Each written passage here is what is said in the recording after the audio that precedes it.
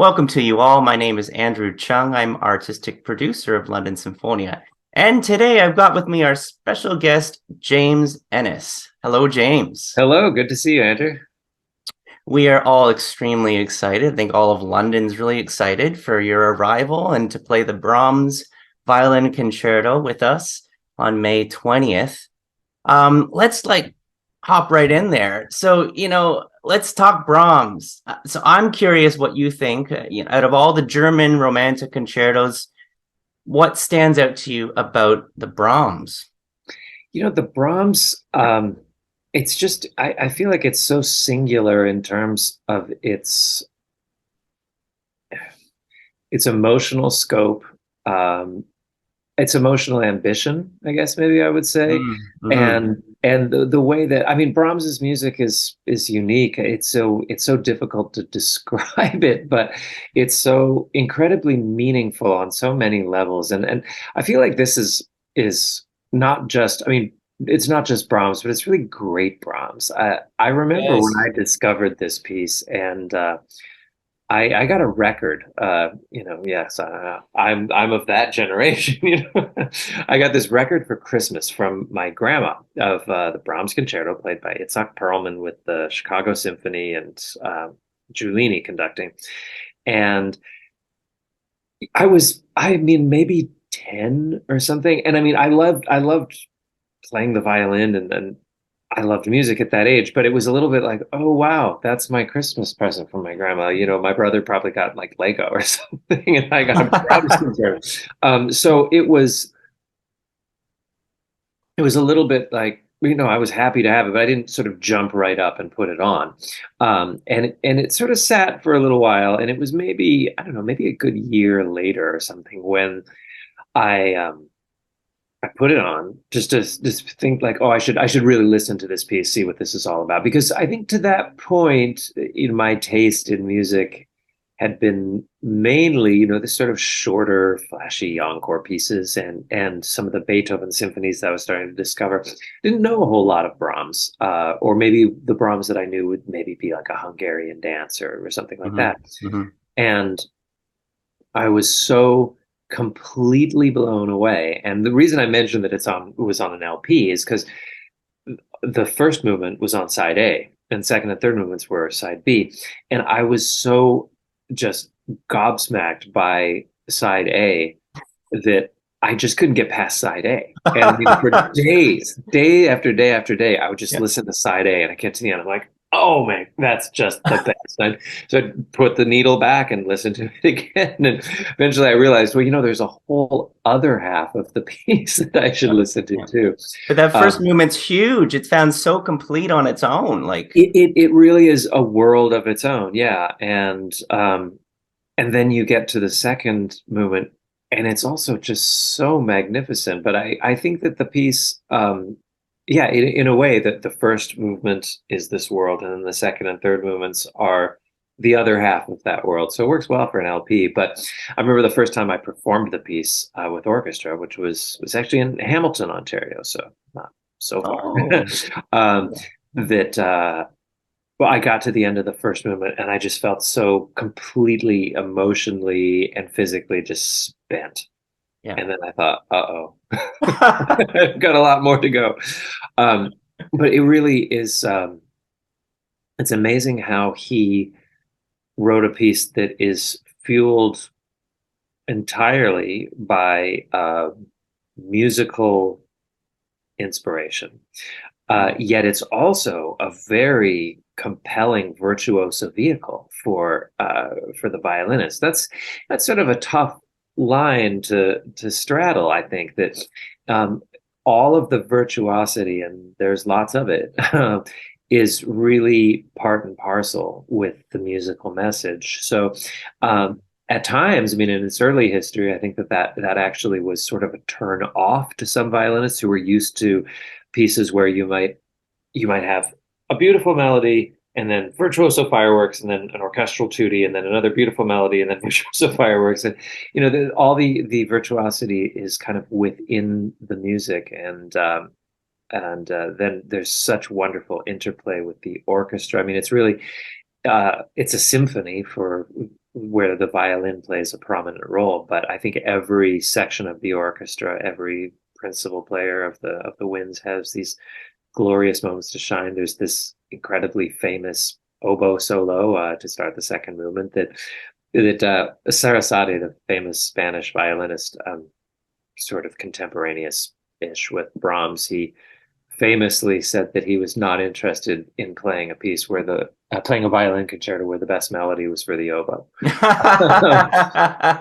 But But you're recharging your batteries during that time. You're plugging in. You're like, well, that the opening of the second movement is the most astonishing thing. It's a wind serenade. There are no strings. It's just a wind band playing this incredible music. And I think that the genius of having a I mean, it seems a little cursory to call it an interlude, but this, if you do want to call that this musical interlude within a violin concerto of all things mm, for wind band with no strings at all, it provides this incredible variety of texture.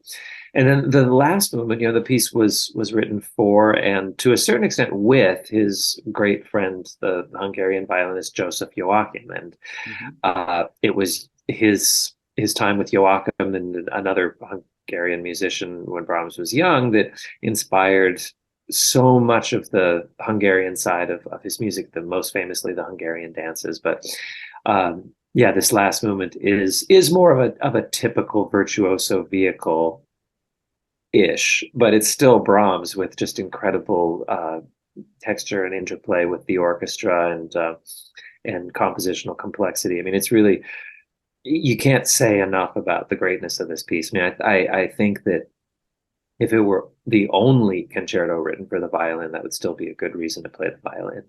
Mm. Now he lived in the shadow, self-imposed shadow of Beethoven so much, right? So how do you feel like the violin concerto developed from Beethoven and then into Brahms? I mean, there's some similarities, but Yeah, I mean, it's funny that I think now we tend to almost categorize them in the same place in that there are these single violin concerto pieces of these iconic composers of the 19th century. But I think the pieces are quite different. I mean, the textures in general in the Beethoven are much, much, much more transparent. And interestingly, the Beethoven large sections of the Beethoven are like orchestra and then violin sort of commentary mhm. on that. And the way in which the solo instrument and the orchestra work together, I think are fundamentally pretty different in the two pieces. I think that, as you say, Beethoven or Brahms often felt the looming pressure of having to compose after Beethoven.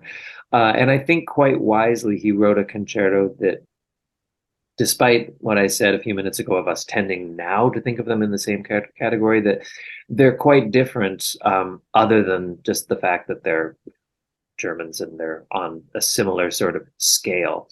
Um, but yeah, I think that Brahms's concerto, I mean, Brahms's music in general is such an interesting and amazing mix of uh, building upon the past while being completely new and different and impossible to compare to anyone else.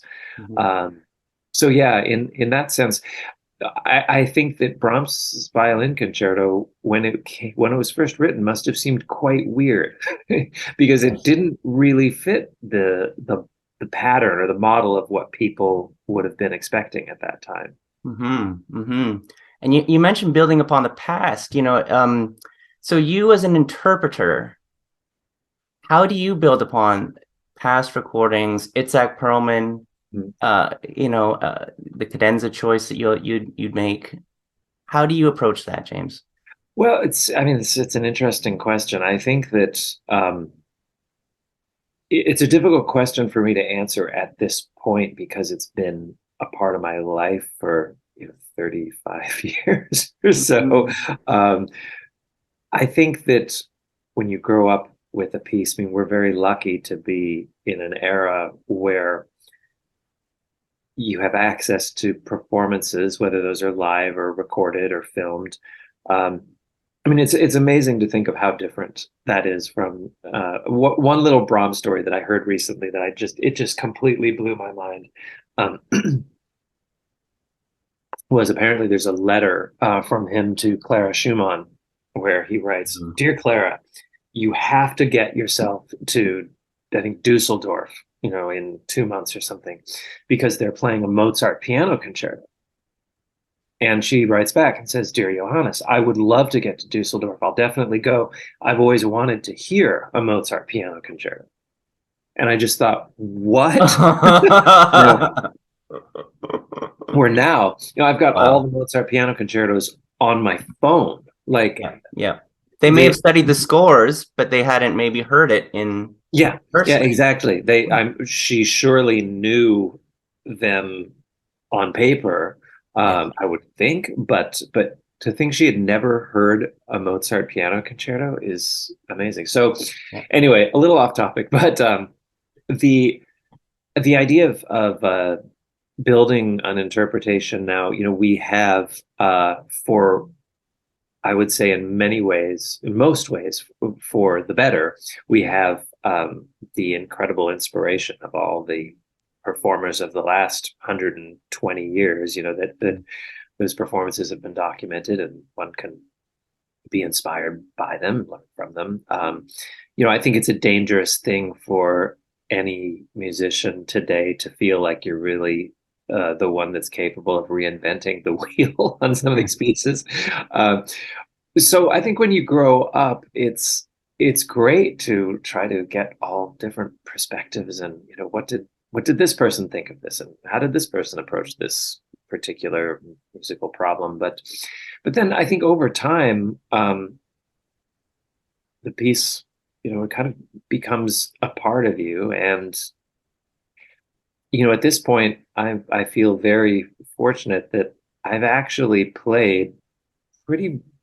I mean, I've basically played every note that Brahms wrote for a violin. I've played all the chamber music. I've actually played all the symphonies and I've played the serenades. And of course, I've played all the violin stuff. And you get to know a composer in that way. And you start to understand a little better their method of notation, notation being such a funny thing, right? Like it's by its very nature, it's hopelessly inadequate. If we had a way of properly notating music, then we wouldn't need the music. Hmm.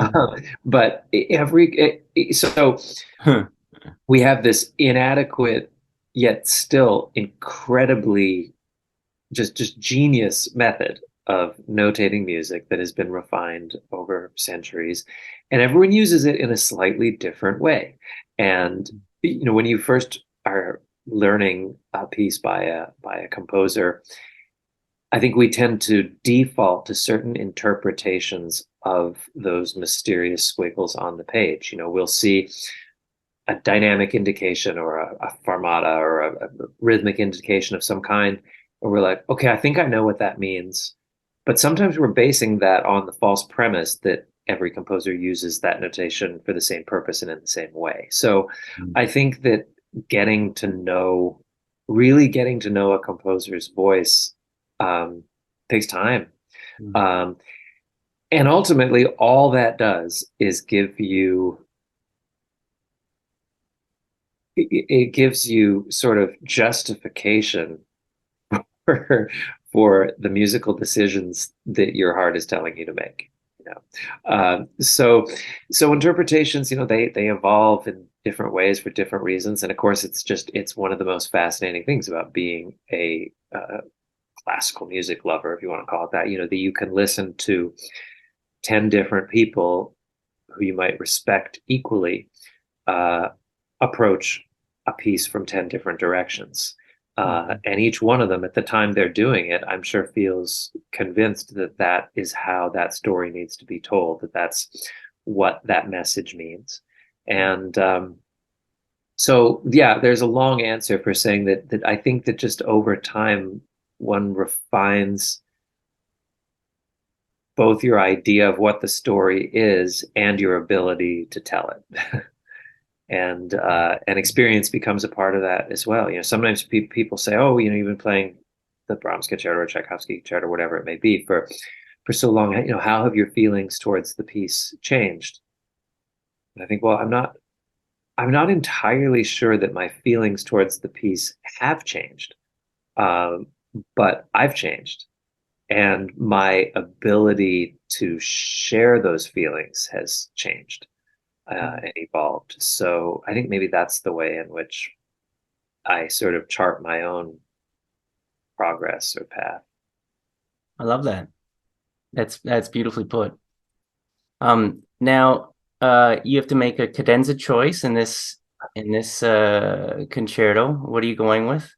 Well, I play the cadenza that was written by Joseph Joachim, who was the dedicatee of the piece, and I think there have been a lot of really terrific cadenzas written for the piece, and some of my colleagues they come up with their own as well. But for this one, I love it. I think it's Mm. extremely well done, and I think it fits so well with the piece. I mean, Joachim played a not insignificant role in helping to refine details of the solo part. Um, so there are bits of Joachim in the Brahms, and then of course in the cadenza there's larger bits of Brahms within the Joachim. So I feel like it fits pretty well. Yeah, excellent. And your performing partner for this, your Marsick Stradavarius violin. How long have you been together? I've been playing on this violin for, I mean, consistently now for 24 years. It'll be 24 Ah, years in September, which is just amazing. wow. Just That's incredible. Yeah, like mind-boggling. it's at the point now where it's kind of teetering on that like half my life time. I first saw it back in 96, so even longer.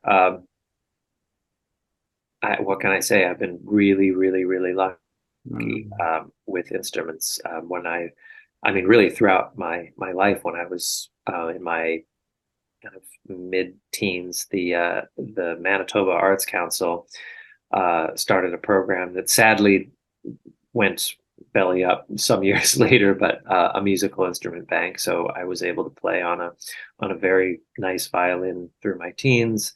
Then in my late teens, I won this competition to play on a violin, a Stradivarius belonging to the Canada Council for the Arts, and then that went seamlessly into the one that I've been playing ever since. So I've been very, very fortunate in that in many regards.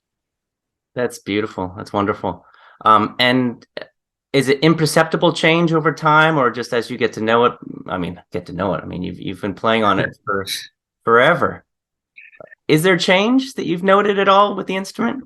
Well, the yeah, I mean, definitely. I mean, in a very literal sense, I think there has been changes. The instrument sat for a long time in the 20th century, and I think it took a while for the violin to really kind of get to its full performing potential. I mean, I loved it from the very, very start, but I think I recognized then that as great as I felt it was, that it was capable of being more.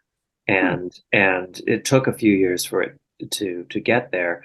Um, but I think that the really the best way to define a great instrument is, people understand to play. They talk about the way it sounds.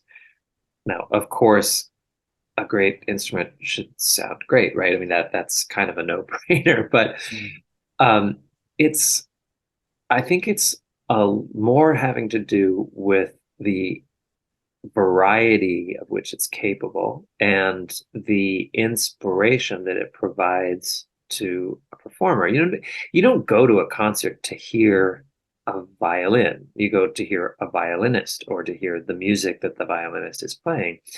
And there are a lot of really nice instruments around, and I love trying out different violins all the time. And it doesn't have to be some exalted violin to find something beautiful in it and say, oh, I really like the sound that this one can make. Or to play on a violin where you feel like, wow, this has a very big rich tone, or it really fills the room, or whatever quality might impress you.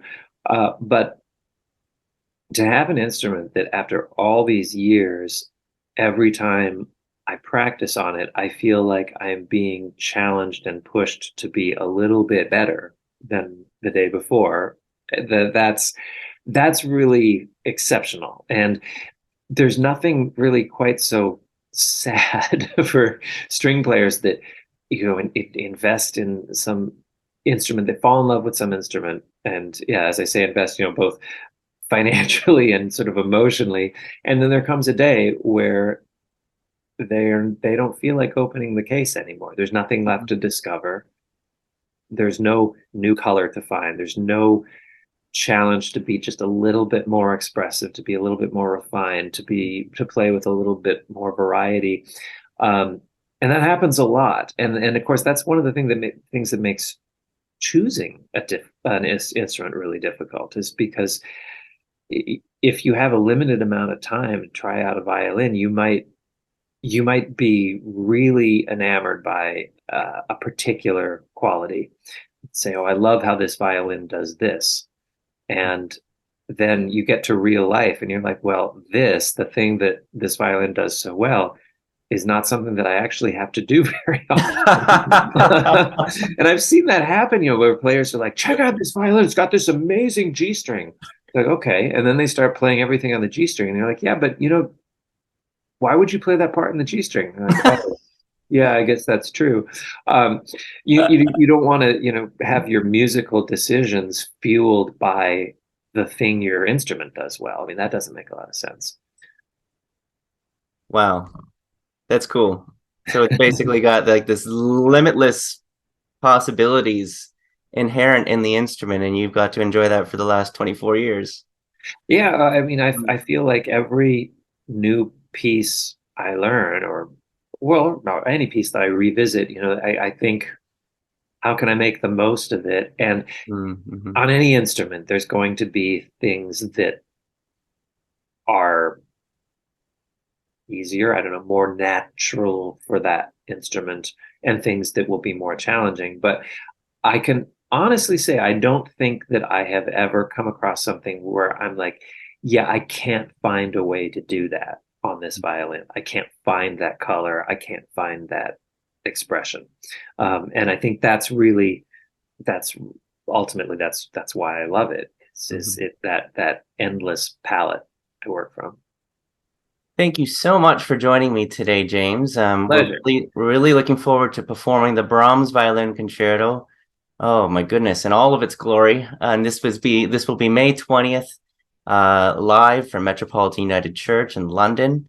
Can't wait to start. Thanks so Yeah, much. really looking forward to seeing you all. Thanks for having me. And now we welcome our guest conductor for this concert, Daniel Bartholomew-Poyser. Hey, Daniel. Hi, Andrew. We're so looking forward to having you in London, your debut with London Symphonia. But you've known a lot of these musicians for many years, right? Worked with in different groups. You worked with Kitchener-Waterloo Symphony. It'll be great. Have you That's here? right. I've worked with KWS and with Guelph and with Windsor, and then some of them even working with them at Symphony Nova Scotia. So it will feel like some sort of a homecoming, I think. And I have friends from London and have spent time in London. So I'm very, very excited to have my debut with London Symphonia. Amazing. So let's dive into this symphony. So Symphony Number 2. So we composed Symphony Number 1. We know that Symphony Number 3 is the Eroica Symphony. It's massive in scope. Where does this slot into everything? What do you love about this particular symphony that stands out to you? I sometimes feel like I'm an apologist for the even numbered Beethoven symphonies. Uh, 2, 4, everybody loves 6, of course. 8, there's a lot of really wonderful music there. And, 1 through 5, 7, 9, great, all remarkable. But 2, 4, 6, 8, 2 is sometimes overlooked. And unfairly, I think it is a firecracker of a symphony. It's incredible. And like thinking, fire, that last movement is hard. Now, it was hard in his day. People thought it was quite difficult, quite demanding, quite challenging. They thought the Second Symphony was quite a demanding work to listen to. I absolutely love it, and that's one of the reasons why I chose it. So even numbered symphonies of Beethoven, reconsider them, listen to them, show them some love. Yes, agreed. We did number 4 last year, and number did you? Last year. We're writing the path. We are. It's great. No, but I do love the work. It has, one of the issues I think is that we listen to orchestral music. We listen to Beethoven with basically, Stravinsky and Weber in ears, right? But we have to listen to Beethoven with Haydn ears. And when you listen to Beethoven with Haydn and Mozart ears, then it sounds even fresher and even more striking. And I think the Second Symphony is a standalone, like, beautiful, wonderful, surprising work on its own. But when you listen to it with those ears, you hear more of the rhythmic impetuousness of Beethoven, his brashness, his drive, the electricity that permeates throughout, his freedom. Basically, it almost feels like he feels very free to say what he wants, when he wants, how he wants to, even in the slow movements. The poetry of the second movement, right? The difficulty of the third movement. There's so much of Beethoven in this, in terms of his breaking boundaries and his freedom to say what he wanted, the way he wanted, when he wanted to, which is why I think it's a really classy, fun symphony. Mm-hmm. So for someone who's never heard a Beethoven symphony before, they're going to come here and I don't know what they're going to expect. What will they hear that's like kind of the hallmarks of Beethoven's style? Is it like dynamic, sudden changes or changing character? What is it that they're going to hear? One of the things I love about this symphony is the way Beethoven uses harmonic inflection.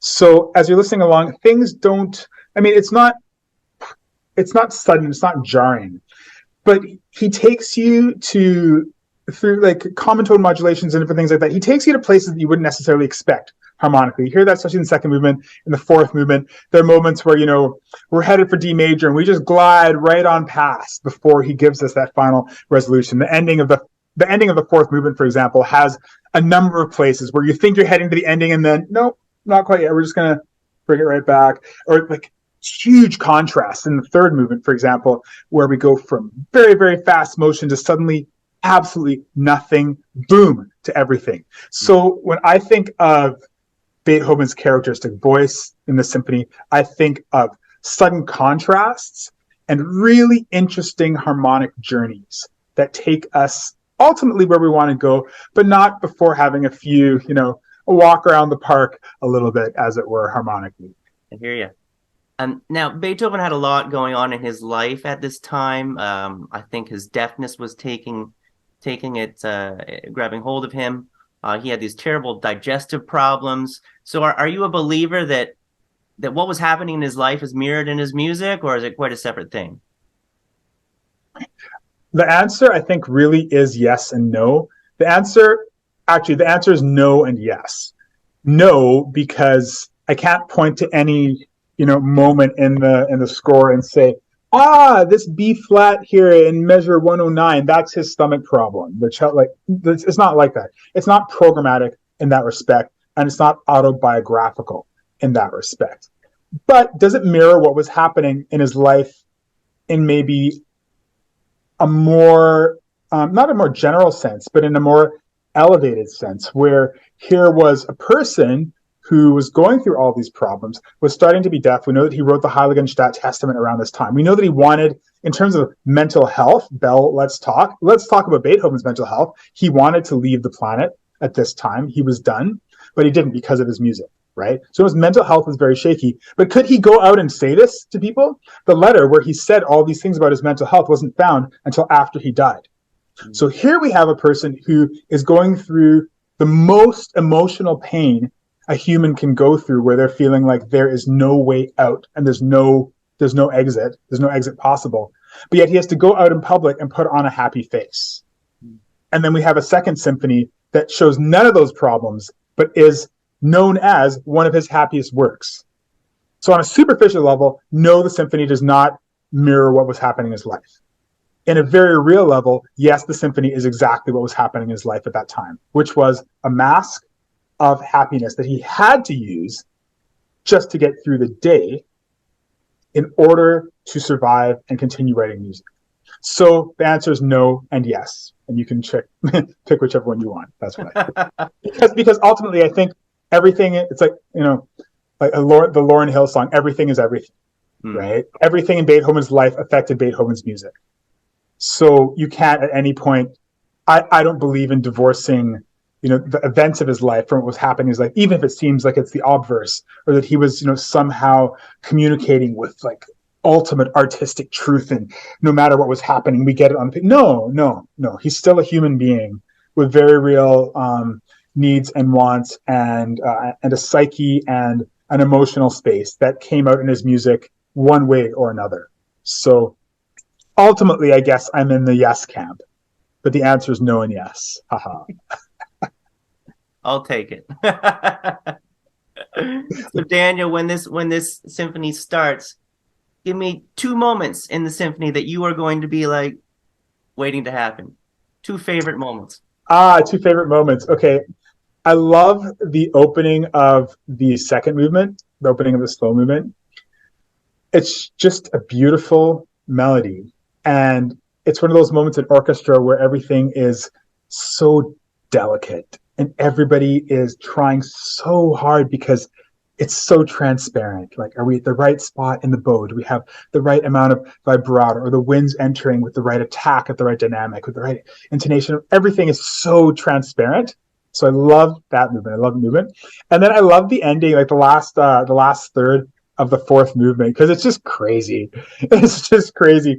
There's so many places where it seems like it's going to end, and then it picks up again, and then okay, we're going to end here, and then it keeps on going, and then a new key, and then he just goes wild there. It's so inventive and so fun. You never know what's going to happen. I adore that. I adore it. Can't wait to perform this with you. Thanks for joining me today, Daniel. Absolutely. This is our concert, James and the Giants, our season finale, May 20th, performed live and live streamed from Metropolitan United Church.